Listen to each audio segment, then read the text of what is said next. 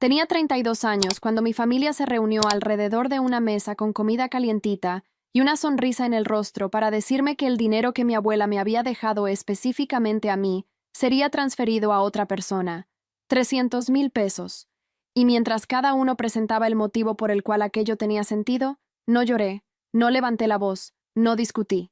Dije que estaba bien. Porque 5 semanas antes, yo ya había movido todo a una cuenta a la que nadie más que yo podía acceder. Cuéntame en los comentarios, ¿desde qué país me estás viendo ahora? Porque lo que te voy a contar hoy sucede en todas partes del mundo, dentro de casas bonitas con familias que se aman de verdad, y tal vez conozcas a alguien que necesite escuchar esta historia hoy. Mi nombre es Paola Herrera. Tengo 32 años, vivo en Querétaro desde los 23, y crecí siendo esa hija que todo el mundo en la familia describía con las mismas palabras: responsable, centrada, la que no da problemas. Escuché eso desde que tengo memoria, siempre en un tono de elogio, siempre con ese orgullo de padre y madre que creen que te están diciendo lo mejor que se puede decir de una persona. Me tomó mucho tiempo entender que, en una familia como la mía, no dar problemas no era una calidad neutra, era una función. Significaba que yo era la parte que podía ser sobrecargada cuando las cuentas no salían, la que podía esperar cuando los recursos debían ir a otro lado, la que podía dejarse para después porque, al final, ella siempre resuelve. Soy la hija de en medio. Tengo una hermana mayor, Raquel, de 36 años, y una más chica, Jimena, de 28. Crecimos en una casa de clase media en Celaya, con mi papá Carlos, que trabajó 30 años como contador en una empresa mediana, y mi mamá Sofía, que daba clases particulares de español y cuidaba la casa y todo lo demás que un hogar necesita para funcionar. Era una familia común, con ese tipo de amor que no se cuestiona pero que tampoco se examina muy de cerca. Ese amor que aparece en las comidas familiares de los domingos y en los cumpleaños y en los momentos de crisis, pero que rara vez se sienta a tener una conversación honesta sobre las cosas que necesitan decirse. Mi abuela Concepción era la mamá de mi mamá, una mujer pequeña, de voz tranquila y cabello blanco, que se peinaba con esmero cada día sin falta. Había trabajado como costurera durante 40 años en un pueblo de Michoacán, y nunca, en toda la vida que la conocí, desperdició nada. No desperdiciaba comida, no desperdiciaba tela, no desperdiciaba dinero. Tenía una cajita de hojalata color rosa donde guardaba efectivo para emergencias. Y cuando yo era niña e iba a visitarla en vacaciones, a veces abría la cajita y me mostraba cómo estaba organizada por dentro, los billetes separados por denominación, doblados con cuidado. Era su forma de enseñarme algo que no necesitaba poner en palabras, que ahorrar con disciplina es un acto de amor por el futuro. Cuando mi abuela Concepción falleció en agosto de 2019, yo tenía 29 años y estaba en Querétaro en medio de una semana de trabajo intensa cuando mi mamá llamó. Fui al velorio en mi coche, sola, con esa mezcla de tristeza y gratitud que uno siente cuando pierde a alguien que vivió bien y vivió mucho. Tenía 81 años. Estuvo lúcida hasta el final. Murió durmiendo, que es como ella misma decía que quería irse cuando el tema salía en las pláticas familiares. En el juicio sucesorio, descubrimos que había una cuenta de ahorros con 300,000 pesos que ella había construido a lo largo de décadas. No era una fortuna para los estándares de las grandes ciudades, pero para una mujer que empezó de cero en un pueblo, era el resultado de la disciplina de toda una vida. Su testamento era simple, directo, escrito con el mismo cuidado con que doblaba los billetes en la cajita de hojalata.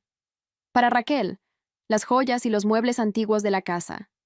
Para Jimena, un terreno pequeño en las afueras que tenía más valor sentimental que financiero. Para mí, los ahorros. Los 300,000 pesos íntegros, con una carta manuscrita doblada dentro del sobre junto con los documentos, con una letra temblorosa pero absolutamente firme.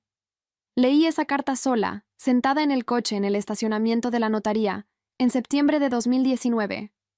Mi abuela escribía que yo siempre fui la que estudió con más seriedad, que ella veía en mí el tipo de determinación que merecía ser apoyada de forma concreta, que el dinero era para mi formación y para mi futuro, que había elegido dejarme eso específicamente porque creía que yo lo usaría bien, que no lo desperdiciaría, que honraría el trabajo que ella había puesto en cada peso guardado a lo largo de 40 años de aguja, hilo y disciplina sin tregua.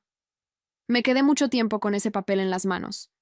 El olor del coche, el ruido de la calle allá afuera, el sol pegando en el parabrisas.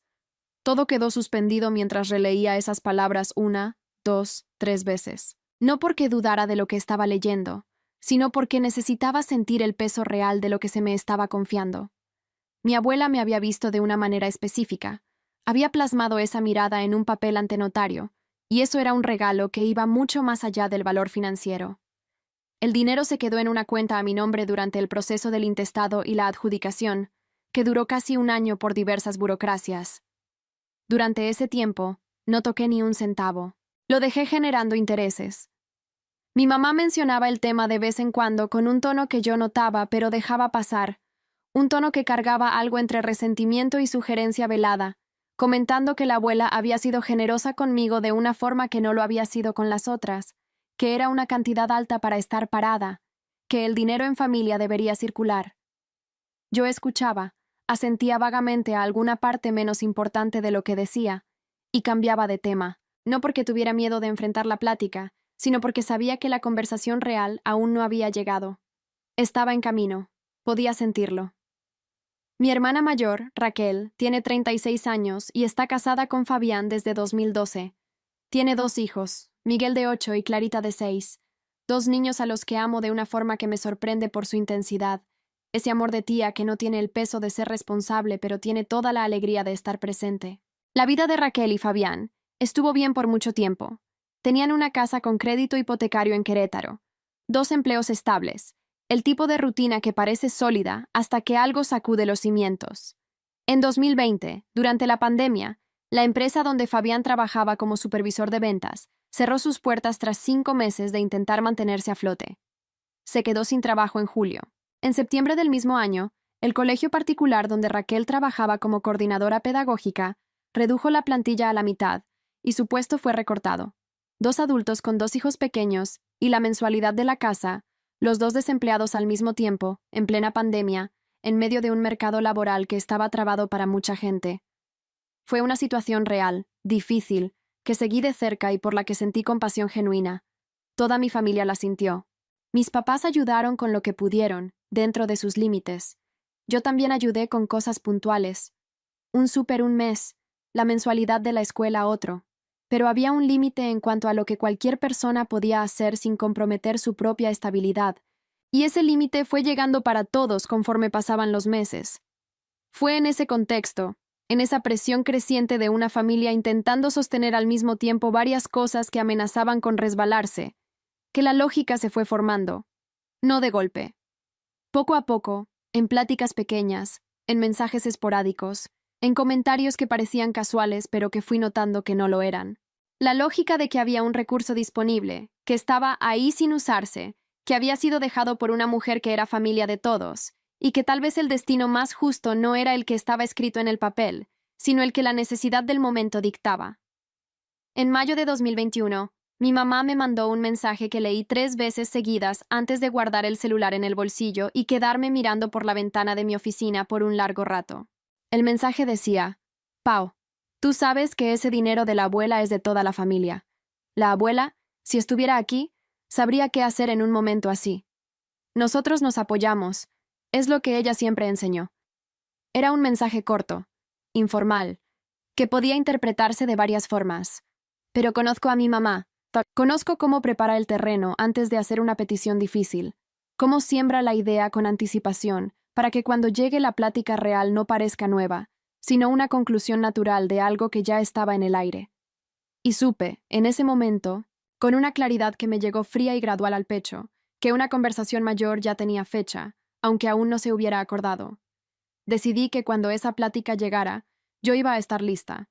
Hay algo que nadie te explica sobre crecer siendo la hija de en medio responsable, la centrada, la que no da problemas. La gente habla sobre el peso de eso, sobre el cansancio de ser siempre el referente, sobre la soledad específica de quien es visto como demasiado sólido para necesitar cuidados. Eso es cierto y fue verdad en mi vida. Pero hay otro lado de la moneda que se discute menos y que es igual de importante entender. Cuando pasas toda la vida siendo vista como la que aguanta, tu familia pierde la capacidad de imaginar que existe un límite para lo que aguantas, no por maldad, sino por hábito.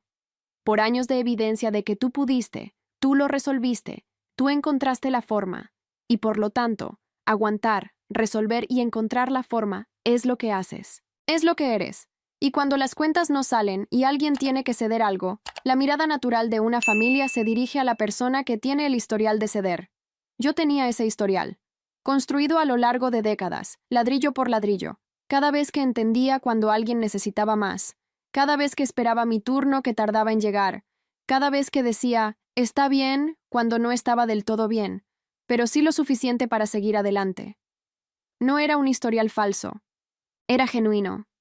Había cedido porque elegí ceder, porque en esos momentos tenía sentido para mí.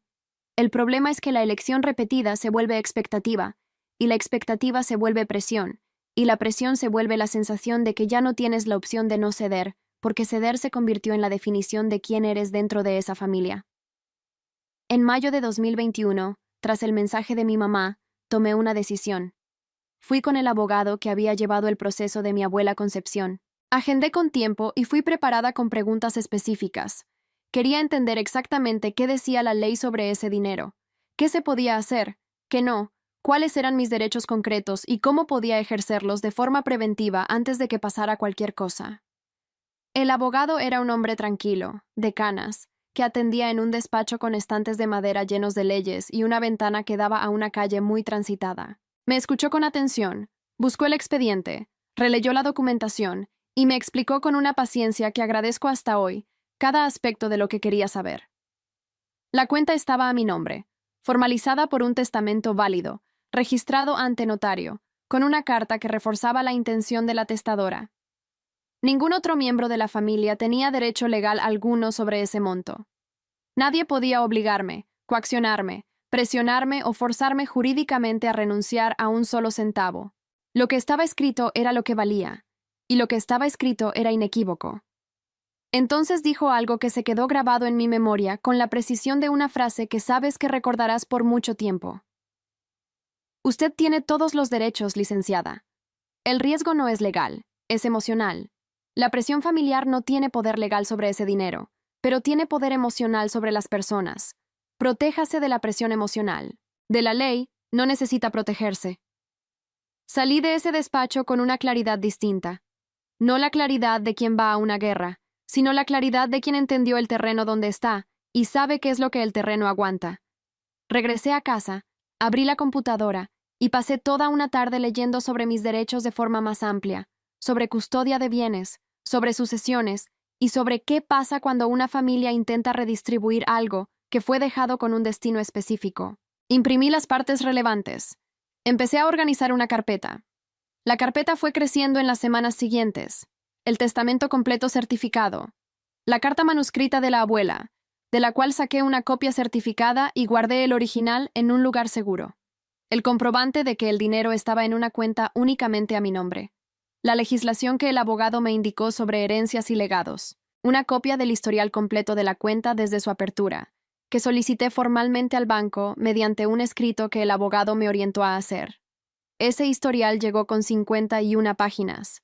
Lo imprimí todo un sábado por la mañana y lo extendí sobre la mesa de la cocina con un café al lado. Pasé horas leyendo línea por línea, marcando fechas y montos, construyendo una línea de tiempo de todo lo que había entrado y salido de la cuenta desde 2003, cuando mi abuela la había abierto en conjunto con el custodio nombrado en el acto de apertura.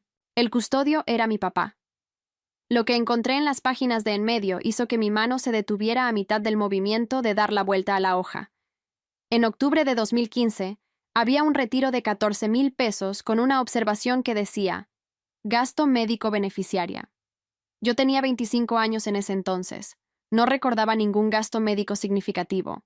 Me quedé mirando la fecha, intentando reconstruir qué había pasado ese octubre, buscando en la memoria alguna cirugía, algún tratamiento, alguna hospitalización. Nada. En marzo de 2017, otro retiro, 12,000 pesos, observación, material educativo beneficiaria. Yo estaba en Querétaro en 2017, pagando mis propios materiales de trabajo con mi sueldo, porque había empezado la especialidad ese año y estaba cubriendo todos los costos con lo que ganaba. En septiembre de 2018, un tercer retiro, 18,500 pesos, observación. Emergencia familiar beneficiaria. Septiembre de 2018, lo recuerdo bien porque fue el mes en que mi laptop se descompuso y tuve que comprar otra usada con tarjeta de crédito a meses sin intereses, porque no tenía el dinero disponible de otra forma. Me quedé sentada en la silla de mi cocina por un largo tiempo, después de leer esa tercera entrada. El olor del café que había olvidado tomar estaba en el aire. La luz de la mañana entraba por la ventana. Miraba esas 3 líneas del estado de cuenta y hacía las cuentas que eran simples y cuyo resultado no quería confirmar, pero estaba confirmando. 44,500 pesos retirados de mi cuenta a lo largo de 3 años, todos registrados como gastos míos. Ninguno de ellos llegó a mí en ningún momento. Volví con el abogado la semana siguiente con esas páginas marcadas. Las leyó con atención, buscó la ley correspondiente y me explicó lo que ya sospechaba, pero necesitaba escuchar de alguien con autoridad técnica. El custodio de una cuenta de un menor, o mientras se mantiene la custodia, solo puede utilizar los recursos para beneficio directo del beneficiario. Salud, educación, alimentación, sustento comprobable. El beneficio indirecto no califica. Un gasto registrado a nombre del beneficiario que no llegó al beneficiario no es un gasto del beneficiario. Es un uso indebido de recursos bajo custodia, con responsabilidad civil por la devolución más actualizaciones e intereses, y posible responsabilidad fiscal por informes incorrectos. Cada retiro indebido podía generar una sanción. La estimación conservadora, considerando los 3 retiros y los años acumulados, llegaba cerca de los 20,000 pesos solo en penalizaciones, aparte de la devolución del capital con intereses. Imprimí la legislación. Hice los cálculos en una hoja aparte. Puse todo en la última pestaña de la carpeta. La cerré. La puse en el asiento del copiloto de mi coche, donde se quedó las semanas siguientes esperando el momento que yo ya sabía que venía. No dormí muy bien en ese periodo. Me quedaba despierta por la noche con ese tipo de insomnio que no es ansiedad, sino procesamiento. La diferencia es sutil pero real. La ansiedad es no poder dejar de pensar en algo que temes. El procesamiento es quedarse despierta organizando lo que ya sabes, poniendo cada pieza en el lugar correcto, construyendo la comprensión completa de una situación que es más compleja de lo que parecía cuando estabas en medio de ella, sin ver el panorama general. El panorama general era este. Yo había sido, por años, la reserva de la familia, la que suplía cuando el suministro principal faltaba, y ese papel se había extendido, sin que yo lo supiera, hasta el dinero que mi abuela me había dejado específicamente a mí. Esa noche, acostada en la oscuridad con los ojos abiertos, pensé en mi abuela Concepción doblando los billetes en la cajita de hojalata rosa. Pensé en cuántas horas de aguja e hilo estaban representadas en cada uno de esos billetes.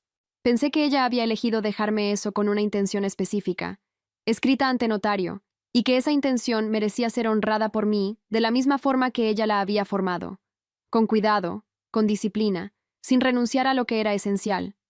Me levanté, fui a la cocina, tomé agua y regresé a la cama con una decisión más firme que cuando me había acostado. A principios de junio de 2021, mi mamá me llamó un miércoles por la tarde mientras yo salía del trabajo. Dijo que la situación de Raquel había llegado a un punto crítico. El banco había enviado una notificación formal sobre las mensualidades atrasadas de la casa.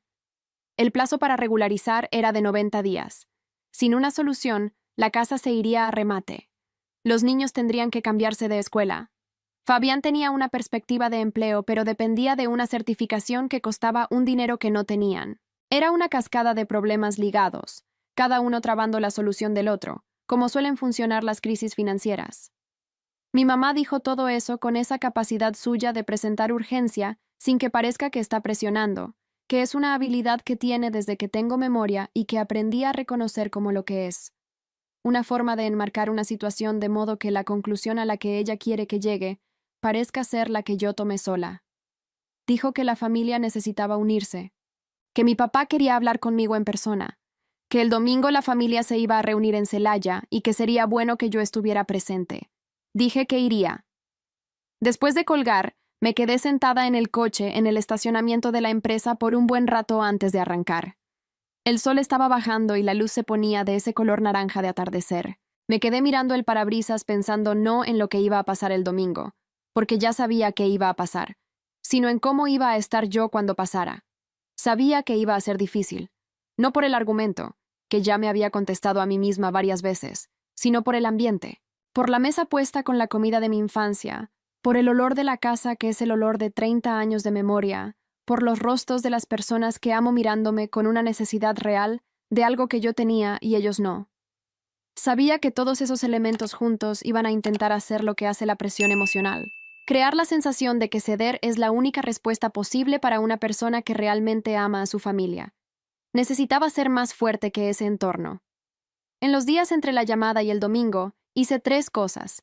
Primero, releí todos los documentos de la carpeta una última vez, no porque dudara del contenido, sino porque quería que estuviera fresco en la memoria con la precisión de quien acaba de leer, no con la imprecisión de quien recuerda algo de hace semanas. Segundo, hablé una vez más con el abogado, brevemente, por teléfono, para confirmar que mi comprensión de los puntos principales era correcta. Tercero, practiqué en voz alta, sola en mi departamento el viernes por la noche, lo que iba a decir y en qué orden. Esto puede parecer excesivo. Practicar una plática con tu propia familia en voz alta, como si fuera una presentación de trabajo. Pero hay una razón concreta. Cuando estás en un ambiente cargado emocionalmente, rodeada de afecto y presión simultáneos, tu razonamiento enfrenta una interferencia que no existe cuando estás sola. Practicar es una forma de establecer lo que quieres decir con una firmeza que sobreviva a la interferencia. Es entrenar el músculo que debe funcionar cuando el entorno intente relajarlo. El domingo, manejé los 50 minutos hasta Celaya con la carpeta azul en el asiento del pasajero. El cielo estaba medio nublado. La carretera era la misma que he manejado desde que me fui de casa, con los mismos puntos de referencia que sé de memoria. Había algo en la familiaridad de ese camino que era al mismo tiempo acogedor y de alerta. Cuando entré a casa de mis papás, olía a lomo adobado, que es el plato que mi mamá hace en los momentos que considera importantes. Lo hizo en mis 15 años. Lo hizo el día que Raquel trajo a Fabián a conocer a la familia. Lo hizo el domingo después del funeral de la abuela Concepción. El olor de ese lomo en casa de mis papás carga décadas de historia, y sé que ella lo sabe, y sé que lo usó deliberadamente ese domingo. Raquel estaba en la sala con Fabián cuando llegué. Los 2 niños estaban jugando en el cuarto del fondo. Mi papá estaba en su despacho, que es a donde va cuando quiere estar presente sin estar en la conversación antes de tiempo. Mi mamá estaba en la cocina terminando la comida. Jimena no estaba, lo que me indicó que esa reunión había sido pensada específicamente para ciertas personas. La comida se sirvió a la 1:30. Por 30 minutos, la plática giró sobre temas neutros. Los hijos de Raquel, cómo iba la escuela, cómo estaba mi departamento en Querétaro, cómo me iba en el trabajo. Era una plática de cobertura, la que ocurre antes de la conversación real para establecer normalidad, para crear el clima de familia unida que hará que la petición difícil parezca más fácil, porque parecerá contradictorio decir que no en un ambiente así. Cuando se retiraron los platos y se sirvió el café, mi papá salió del despacho y se unió a la mesa, lo que fue la señal de que la parte de cobertura había terminado. Mi mamá empezó, con cuidado, con el tono medido de quien preparó lo que iba a decir. Describió la situación de Raquel y Fabián con todos los detalles que yo ya conocía, agregando algunos nuevos, el retraso exacto de la hipoteca, el costo de la certificación de Fabián. Dijo que la familia se había reunido para pensar juntos en una solución, que todos iban a contribuir con lo que pudieran, que mi papá iba a ayudar con una parte de la casa, que ella iba a cancelar un viaje que tenía planeado para que ese dinero fuera a donde era más necesario. Y entonces dijo, con una voz que tenía esa suavidad cuidadosa de quien está por decir lo más difícil, que el dinero de la abuela estaba parado hacía 2 años, que era una cantidad alta, que la abuela era una mujer de familia que siempre puso a los suyos por encima de todo, y que ella creía, de corazón, que la abuela Concepción entendería que en una hora así ese dinero necesitaba salvar lo que debía ser salvado. No fue una pregunta, fue una declaración envuelta en amor, necesidad e historia compartida, y que, por todo eso, era más difícil de responder que cualquier argumento puramente lógico. Me quedé en silencio unos segundos, no por duda, sino por organización. Después me levanté, fui al coche, traje la carpeta azul y la puse sobre la mesa del comedor con esa calma que solo existe cuando te has preparado semanas para un momento y el momento finalmente llega. Abrí la primera pestaña. El testamento. Lego a Paola Herrera los ahorros, destinados a su formación y a su futuro. Esa designación no es una sugerencia. Es la expresión de la voluntad de la testadora. Registrado ante notario. Con fecha, firma y sellos. Pasé a la siguiente pestaña. La carta manuscrita. La puse frente a mi mamá. La letra de la abuela Concepción. Esa letra que mi mamá conocía desde niña, diciendo con sus propias palabras lo que había elegido hacer y por qué. Mi mamá se quedó mirando la carta por un largo tiempo. Había algo en su rostro que no supe nombrar de inmediato. No era enojo, era reconocimiento. La letra de su propia madre en un papel diciendo algo distinto a lo que ella quería que se dijera. Pasé a la tercera pestaña. El comprobante de transferencia a la cuenta nueva, con fecha de 4 semanas atrás. Cuenta en otro banco, solo a mi nombre, con mis datos de contacto exclusivos. Saldo intacto. Y entonces dije con voz tranquila y firme: la abuela Concepción fue muy clara. Entiendo la dificultad de Raquel y Fabián, y de verdad lo lamento. Pero no voy a renunciar a lo que me fue dejado con un destino específico, por una emergencia que, por muy real que sea, no era la intención de quien dejó este dinero. El silencio que cayó sobre la mesa, después de que terminé de hablar, fue de esos que ocupan espacio físico. No era el silencio de quien no tiene respuesta, sino el de quien necesita recalcular todo porque la situación no era la que habían previsto. Mi papá fue el primero en hablar. Dijo que entendía que el documento era claro, pero que los documentos no capturaban todo, que la abuela no podría haber previsto que la familia estaría en una situación así, que la intención y la aplicación debían interpretarse en el contexto de la realidad presente, no congelarse en un papel de hace 2 años, que la familia era la familia y que ciertas cosas deberían prevalecer sobre ciertos papeles. Escuché todo sin interrumpir. Reconocí el argumento como genuino, en el sentido de que él probablemente creía en lo que decía, pero también como el tipo de argumento que usa la emoción para sustituir la lógica cuando la lógica no te favorece. Esperé a que terminara. Luego abrí la última pestaña de la carpeta. Las 51 páginas del historial de la cuenta, con las 3 entradas marcadas en rojo, con las observaciones que describían gastos míos que no existían, con la fecha de cada retiro, el monto y el nombre del custodio que los había autorizado. Lo puse frente a mi papá. Le di tiempo para leer. Vi el momento exacto en que llegó a la primera entrada marcada, porque el movimiento de sus ojos se detuvo, y sus hombros hicieron algo muy sutil, que solo alguien que conoce a una persona por 32 años puede notar. Dije: octubre de 2015, 14,000 pesos, gasto médico beneficiaria. Yo no tuve ningún gasto médico en 2015. Marzo de 2017, 12,000 pesos, material educativo beneficiaria. Yo estaba en Querétaro pagando mi especialidad de mi propio sueldo. Septiembre de 2018, 18,500 pesos, emergencia familiar beneficiaria. En septiembre de 2018, yo compré una laptop usada a plazos porque no tenía dinero. Hice una pausa. Dejé que el silencio trabajara. Luego dije: 44,500 pesos retirados de mi cuenta en 3 años, registrados como gastos míos que nunca recibí. Y al lado, la legislación que dice qué pasa con el custodio que usa recursos de una cuenta para otros fines. Responsabilidad civil, actualización de montos y posibles auditorías fiscales por informes falsos. Según los cálculos con el abogado, las penalidades e intereses suman casi 20,000 pesos más el capital. Mi papá se quedó mirando esas páginas por un tiempo que pareció eterno. Mi mamá estaba de pie en la entrada del comedor y tenía una expresión que nunca le había visto.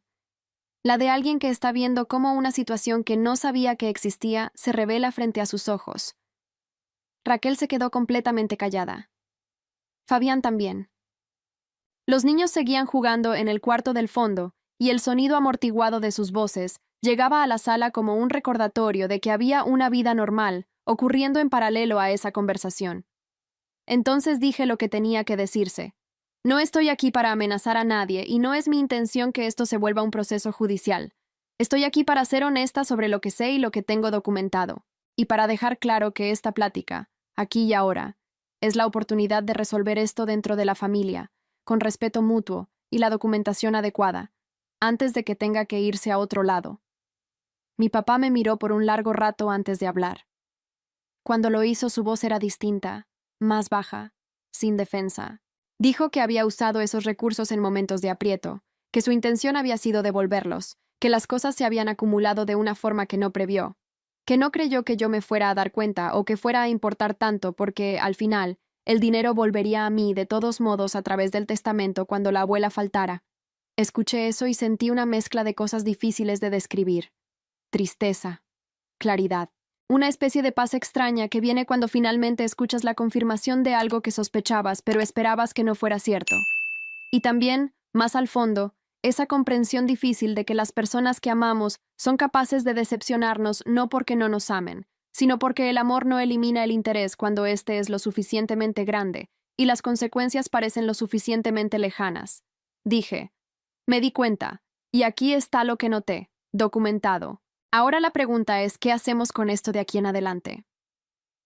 En los días que siguieron a ese domingo, la familia se quedó en un silencio que describo como el silencio de quien está recalibrando.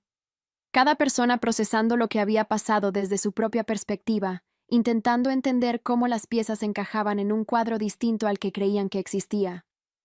Mi mamá me mandó un mensaje el lunes por la tarde, corto, diciendo que estaba impactada, que necesitaba tiempo para procesar y que llamaría pronto. Mi papá no mandó nada ese día, ni el siguiente. El miércoles envió un mensaje de 2 párrafos que leí más de una vez para entender el tono. Era el tono de alguien que reconoce algo parcialmente mientras intenta mantener cierta narrativa de control sobre la situación. Raquel fue la que me sorprendió. Se puso en contacto conmigo el jueves directamente, sin pasar por mis papás, y me preguntó si podíamos vernos el sábado. Dije que sí. Nos vimos en un café cerca de su casa, un lugar pequeño con mesas de madera y música baja. Ella llegó antes que yo. Ya estaba sentada con un jugo cuando entré. Tenía ojeras, el cabello recogido con una liga de Clarita, que seguramente había sacado de su bolsa sin darse cuenta.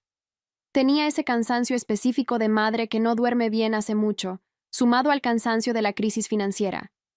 Dijo que no sabía de los retiros, que sabía lo del dinero de la abuela y que la familia quería que yo ayudara, pero que no sabía que mi papá había hecho movimientos en la cuenta. Dijo que cuando abrí esas páginas en la mesa fue la primera vez que se enteró. La miré por un momento. Conozco a Raquel hace 32 años. Sé cómo evita el contacto visual cuando oculta algo y cómo mira directo cuando es honesta. Me estaba mirando directo. Dije que le creía. Y de hecho, le creía. Nos quedamos en ese café casi 2 horas. Habló de la situación con una honestidad que no había escuchado todavía, sin el filtro de proteger apariencias que existía con mis papás. Habló de cómo Fabián estaba sufriendo por la sensación de fracaso, de cómo los niños sentían la tensión, y de cómo ella misma se despertaba a las 3 de la mañana, mirando el techo buscando salidas que no aparecían. La escuché, con atención real. Había en esa plática una honestidad que no existía en la casa de mis papás con el lomo en el horno y los papeles en la mesa. Allí éramos solo las 2 hermanas, sin roles que cumplir, sin posiciones que defender. Dije que su situación era real y difícil, y que merecía resolverse. Dije que yo no era su enemiga, y nunca lo había sido. Pero dije que no podía renunciar a lo que la abuela me dejó con una intención escrita. No porque el dinero fuera más importante que ella, sino porque hacerlo sería deshacer algo que la abuela Concepción construyó deliberadamente pensando en mí, y eso sería una deslealtad con ella que no podía cometer. Dije también que iba a pensar en qué podía hacer dentro de mis límites reales para ayudar. No prometí montos ni plazos. Dije que pensaría honestamente y regresaría con algo concreto.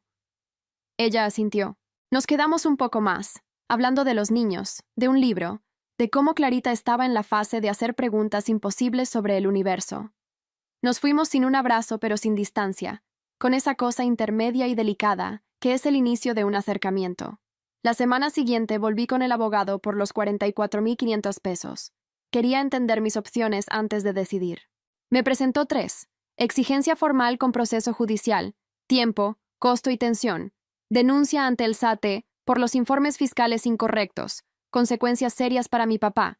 O un acuerdo informal documentado, donde mis papás reconocieran formalmente el uso indebido y acordaran una devolución en parcialidades, sin juzgados, pero con un documento ante notario que tuviera validez legal si no se cumplía. La tercera opción era la que preservaba más la relación garantizando un registro real y un compromiso de reparación. Era la que exigía más madurez de todos, incluida la mía.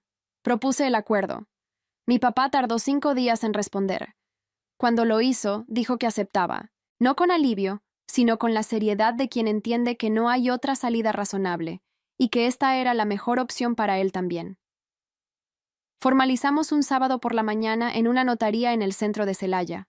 mi papá, mi mamá, yo y el abogado.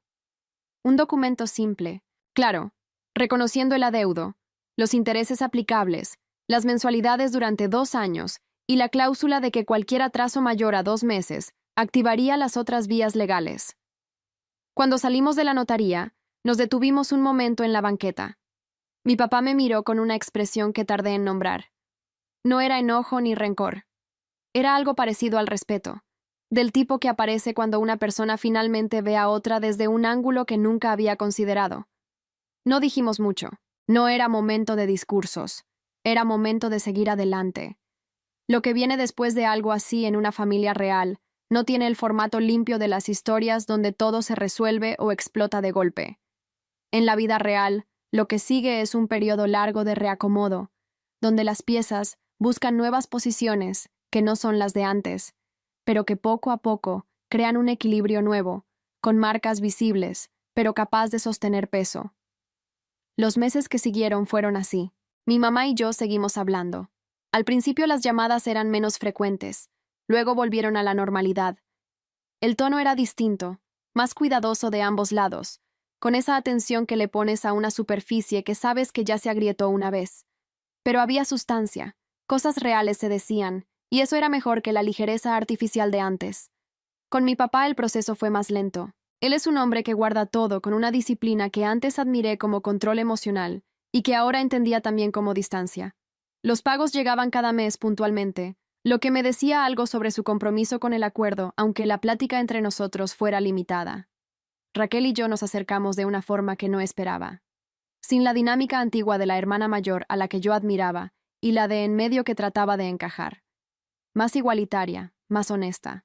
Empezamos a vernos por iniciativa propia, comidas los sábados, a veces con los niños, a veces sin ellos. Pláticas largas sobre cosas que ambas sabíamos que existían, pero que el formato antiguo no permitía discutir. En septiembre de 2022, me mandó un mensaje que decía que Fabián había conseguido trabajo, que habían renegociado la casa y que estaban respirando de nuevo.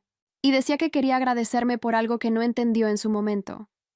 Que cuando quedó claro que yo no iba a ceder, Fabián se vio forzado a enfrentar la situación de verdad en lugar de esperar una solución externa. Que a veces tener una salida fácil es lo que impide encontrar las salidas necesarias. Me quedé con el teléfono en la mano un rato.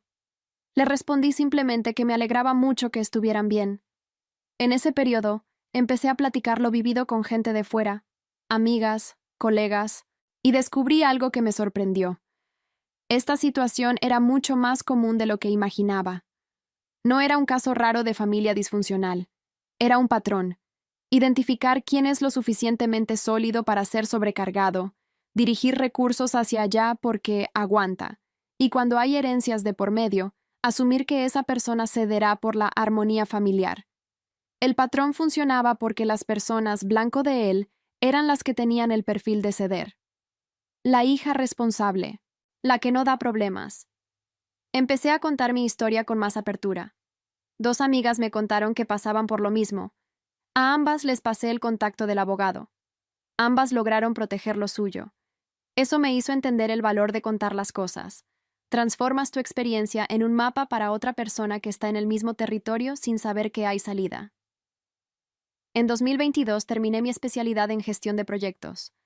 En la graduación, cuando anunciaron mi nombre, pensé en mi abuela Concepción. Pensé que esa graduación era parte de lo que ella imaginó cuando escribió esa carta.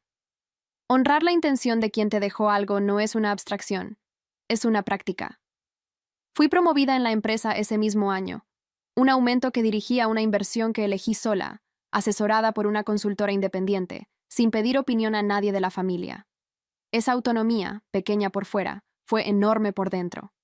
El dinero de la abuela seguía ahí, creciendo, usándose como ella pidió. Estaba investigando maestrías, construyendo un plan que antes parecía lejano. Con mi familia las cosas se reacomodaron en un nuevo normal. La relación con mi mamá fue la que más se recuperó. En una llamada, me dijo que había releído la carta de la abuela varias veces y que la letra de su madre diciendo lo que decía había sido difícil de leer sin el filtro de la urgencia. Dijo que entendía ahora que su madre había visto en mí algo que ella misma no había visto con claridad. que hubo una injusticia en los años en que fui vista solo como la que aguanta, y que lo lamentaba. Con mi papá el ritmo fue más lento, pero las mensualidades llegaban. Es su forma de comunicarse. Empecé la maestría en marzo de 2023 en una universidad pública en Querétaro. La semana antes de empezar, busqué la carpeta azul. Tomé la carta original de la abuela. Es un papel pequeño de hoja de libreta, con letra temblorosa, pero firme. Cabe en la palma de la mano, pero pesa mucho más que el papel. La guardé de nuevo sabiendo que al día siguiente empezaría a usar lo que ella trabajó 40 años para dejarme. Esa era la forma más concreta de honrarla. Hoy tengo 32 años. El departamento que rento en Querétaro es mío en el sentido que importa. Es el espacio donde tomo mis decisiones, donde los papeles importantes están en una carpeta azul bajo llave, donde ninguna cuenta está vinculada a nadie más sin mi elección consciente. Si esta historia llegó a ti, si tocó algo que reconoces en tu vida, comparte este video. Mándalo a quien creas que necesita escucharlo hoy. Si llegaste hasta el final, suscríbete al canal y activa la campanita. Dale like si crees que proteger lo tuyo es un acto de respeto por ti misma y por quien trabajó para dejártelo. Comenta aquí abajo. ¿Has pasado por algo así o conoces a alguien que lo haya vivido? Tu historia importa. No estás sola. Hasta la próxima historia. Cuídate y cuida lo que es tuyo.